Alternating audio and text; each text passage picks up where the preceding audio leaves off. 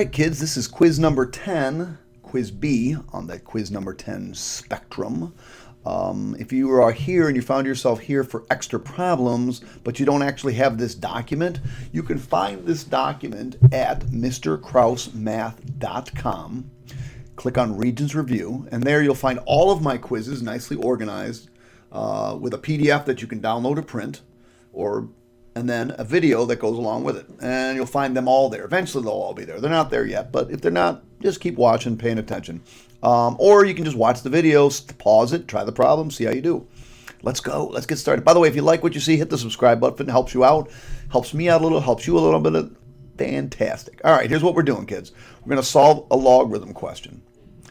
Logarithms and exponential functions are inverses of each other. So in order to solve a logarithmic question, you need to convert it to an exponential question. And it's all about that base, about that base, about that base. All right, this is why I teach math and I don't sing. So it is all about this base. The base is 3. And then what you're going to do is you're going to switch these two. So 3 to the 6 is equal to x. Type 3 to the 6 on your calculator, you get 729. That's all there is to it. Now, you want to check your answer, or you want to cheat, you just did log base 3 of 729. And hopefully you get 6. Oh, look at that. Done. Ka-ching. If a equals 12, b equals 8, and c equals 5, what is the measure of a to the nearest degree? Well, kids, come on now. You have done a billion triangles this year. Okay, maybe like 100, maybe 50. But you know that, remember, the sides go opposite. So 12 goes there, opposite to C goes a 5, and opposite to B goes an 8. You know then that you either have to do the law of sines or the law of cosines on these triangles. In this case, since I have side, side, side, I want to use the law of cosines, which just says a squared. Ooh, I was nice to my kids on this one. B squared plus c squared minus 2bc cosine a. Remember, what I want to find, or what I have, has to go on the outsides. So, oh, I wasn't that nice. So, this is 144. Let me do this the hard way, then I'll do it the easy way. What we want to solve for is we want to solve and get a by itself. So the first thing I'm going to do is move these two things over because they're being added. So I'm going to bring those two things over. So I end up with a squared minus b squared minus c squared is equal to negative 2bc cosine a. Then I'm going to divide by negative 2bc to get rid of this. Well, now I have cosine A, but I don't want cosine A. By the way, I don't need this diagram anymore, so I'm going to kind of get rid of it. I want A. So what I want A, so if that's on A, then what I do is I bring cosine over here, and I use the inverse cosine of A squared minus B squared minus C squared all over negative 2BC. And I try that on my calculator. Well, I'm not there yet. A equals cosine negative 1 of, oh, it tells me here, a squared is 12 squared, minus b squared, which is 8 squared, minus c squared, which is minus 5 squared, all over negative 2 times 8 times 5. So now I can just grab my calculator, not this, and I go second cosine of a fraction, complicated fraction. 12 squared is 144, minus 8 squared, which is 64, minus 5 squared, which is 25, all over negative 2 times 8 times 5.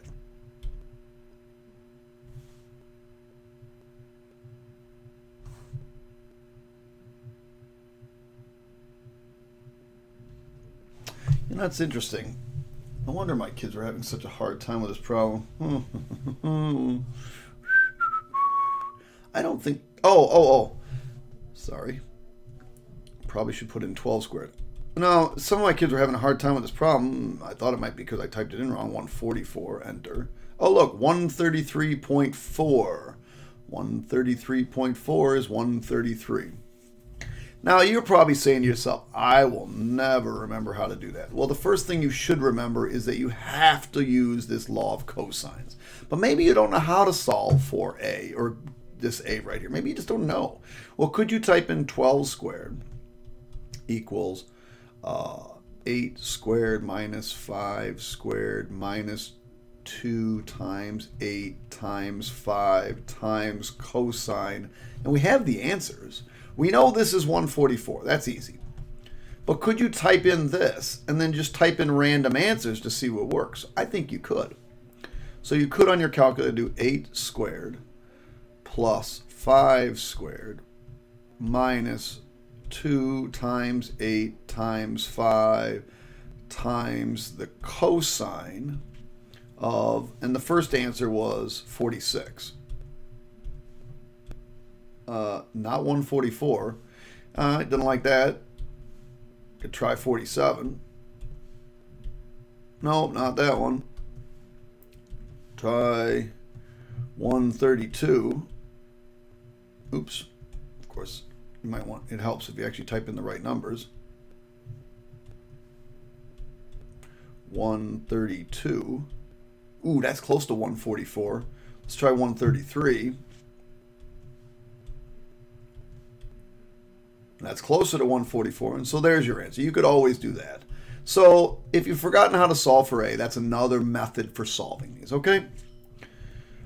This one here, I would argue that you should know that this is a parabola with a vertex sitting right here. Now remember, the vertex is positive 3, negative 6. Positive 3, negative 6. So that's positive 3, negative 6 right there. And because this negative is in front, that means it's going down. So if I ask for the range of the y values, well, the highest y value would be negative 6 all the way down from negative infinity. So the answer is negative infinity all the way up to negative 6. If you don't know that, you can always graph this thing. Go into graph mode and type in negative 2 parenthesis x minus 3 squared minus 6, enter. You can sort of see it right here. So go into menu, zoom, and maybe the easiest is just to zoom out. There it is. And you can see then I can go into menu, trace, graph trace, and then, oh, there it is. Oh, why does it keep doing that? There it is. There it is, 3, negative 6. The highest value is negative 6, and it goes down forever and ever. So that should be pretty easy for the range. All right, let me show you how to do this problem, then I'll show you how to cheat on this problem. Not really cheat, but check your answers. In order to solve this, you have to square both sides. So on this side, I get 24 minus 4x equals, and if I square this side, I get x squared minus 6x plus 9. That's double distributing, right? Remember, you're going to write it twice and double distribute. And then if I set it equal to 0, I get 0 equals x squared. I'm going to add this 4x over, so I get minus 2x. And I'm going to subtract this 24 over, so I get minus, whatever that is, 15. So I factor, I get x minus 5, x plus 3, that factors to that, and I get x equals positive 5 and x equals negative 3. And you're excited because you're like, ooh, there we go. Check your fun answers. Please check your answers. I'm pretty certain one of those don't work. Pretty certain one of them. Maybe they both don't, but I'm pretty certain one of them doesn't. So what we're going to do to check our answers, we're going to take 5 and we're going to stow it into x. Of course, we probably should get in calculator mode in order to even attempt this. 5 stowed into x, because that's one of the answers. By the way, if for some reason you had no idea how to solve this problem, you could always do this in reverse. 5 stowed into x, and type in the left side, square root 24 minus 4x, hit enter, 2. And on the right side, 5, or x minus 3. 2. 5 works, we're good. Let's try negative 3. So negative 3, control var x. And we'll go back up here. I don't want to retype this. Enter. 6. Enter. Negative 6. Those aren't the same. They're close, but they're not the same. So negative 3 is not an answer. The only answer is positive 5. So you got to be careful of that. And by the way, if you didn't know that, you could have just used your calculator to check those. All right, so 10 o'clock. Why did I just draw that? 10 o'clock. I want to know radian measures a larger angle. Well, first of all, I was very, very easy on my kids. 10 o'clock is right here. So I want to know this angle. So clearly that's a pretty big angle. It should be close to 2 pi. Oh, look. Here's the only answer that's close to 2 pi. And the only answer that's past or bigger than pi. Pi is 180 degrees. 180 degrees would be down here. This is the only answer bigger than pi. So that's kind of got to be it. Pi, 90 degrees would be here. So how do I really do this? Well, it's 10 o'clock. It's 10 out of 12, right? 10 o'clock out of 12 o'clocks. Well, 10 out of 12 degrees, right? Well, the degrees are 360 degrees. So if I do this, multiply, that gives me 300 degrees. But I want to convert it to radians. Well, in order to convert it to radians, you have to multiply by pi over 180.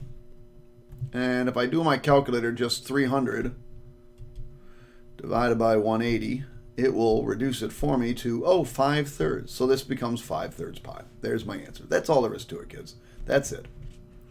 Write a quadratic equation such that the sum of the roots is negative 10 and the product's negative 12. And it was funny because I had one of my smart girls, Taylor, say this problem couldn't be done. So I always say make A, that's the formula for the sum. The product is equal to C over A. That's an A, by the way. I always tell my kids, make A 1. So negative B over 1 is equal to, what did we say the sum was? Negative 10. So what I really end up with is negative B equals negative 10, or B equals positive 10.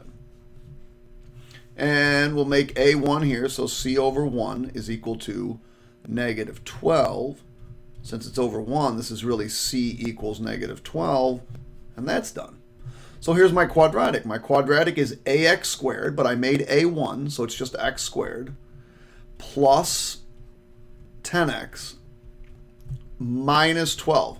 You have to write equals 0. By the way, y equals is not good enough. Y equals is a function. It is not necessarily an equation that can be solved.